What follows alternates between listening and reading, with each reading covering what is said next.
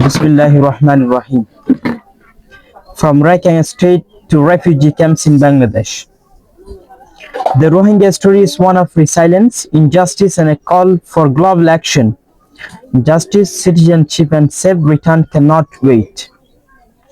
Stateless but not voiceless, the Rohingya people demand dignity, rights, and justice from the world. The time for action is now. The legacy of the 1982 citizenship law and the tragedy of the 2017 Rohingya crisis must not be forgotten.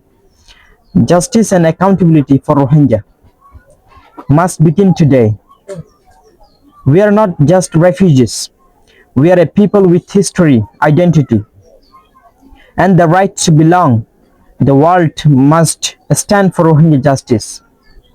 Silence is not neutrality, it is complicity. A stand for the Rohingya, stand for humanity. Assalamu alaikum warahmatullahi wabarakatuh.